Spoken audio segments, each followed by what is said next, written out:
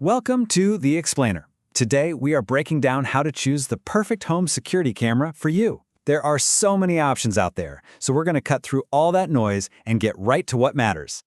So, how do you actually pick one? It's a great question, because when you start looking, it can feel pretty overwhelming. But here's the secret. It's not about finding the one best camera. It's about asking a few simple questions to find the absolute best one for you. All right, let's just dive right in. We're going to walk through a really simple process that'll get you from confused to confident in just a couple of minutes. And it all starts with the most important question of all. First things first, where do you actually need this camera to be? I mean, are you trying to watch the front door, the backyard, or maybe just the living room? Your answer to that one question is going to point you to exactly the right type of camera. So, if your main goal is seeing who's at the front door, a video doorbell is a no-brainer.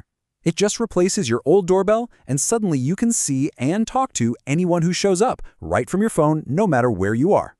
But what about bigger areas, like the whole backyard or your driveway? Well, for that, you'll want a dedicated, weatherproof outdoor camera. And if you want to really deter someone, a floodlight model is awesome. It blasts bright lights and can even sound a siren the second it detects motion. And of course, for inside the house, an indoor camera is what you're looking for. They're usually cheaper than the outdoor ones, and they're just perfect for checking in on your pets or just getting that little peace of mind when you're not home. Okay, so you've picked the type of camera you need. That's a huge step. The next piece of the puzzle is deciding how you're going to power the thing. And trust me, this choice makes a bigger difference than you might think. So here's the core trade-off. Battery power gives you total freedom. You can literally stick it on a tree in the middle of your yard if you want. But you got to remember to charge it. Wired power, on the other hand, is the set it and forget it option. You just plug it in once and it has constant power forever. The only catch is you're tied to being near an outlet. All right, so your camera spots something and records a video clip. Awesome. But where does that video go? This is a really crucial decision because it affects how much you'll pay over time and what your camera can actually do. You've basically got two options here. You can store your videos locally on a little micro SD card that pops right into the camera. That's great because there are no monthly fees. Or you can sign up for a cloud subscription that backs up your videos safely online, and usually it's what you need to unlock the really smart AI features, like telling the difference between a person and a stray cat.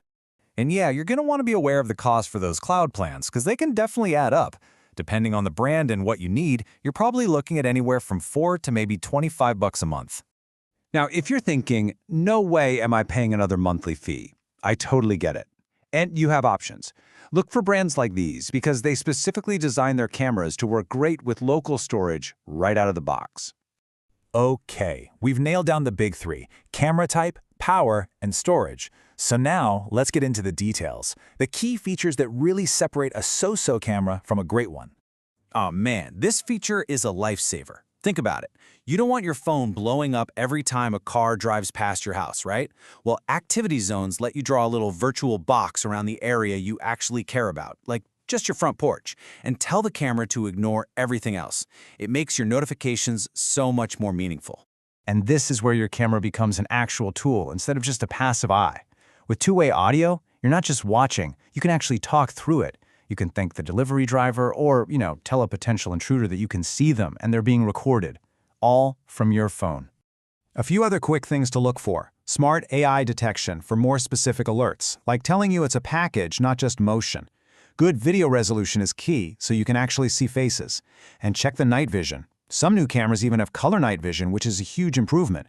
Oh, and 5 GHz Wi-Fi support is great for loading video clips faster.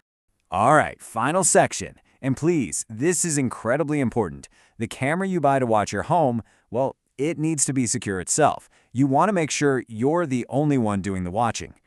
Look, experts like Justin Brookman from Consumer Reports are pretty clear on this. If your camera isn't locked down properly, it could potentially be hacked. You're basically adding a new window into your life, so you need to be the one who controls who gets to look through it. The good news is securing your camera is actually really straightforward. There are just 3 things you need to do the second you take it out of the box. First, create a long, unique password. Second, turn on two-factor authentication, or 2FA. That's what sends a code to your phone to prove it's you.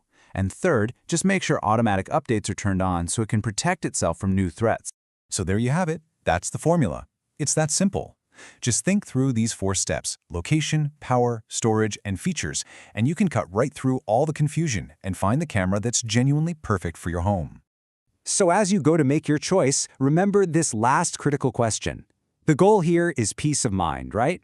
And the best way to get there is to balance the security the camera gives you with the simple steps you take to protect your own privacy.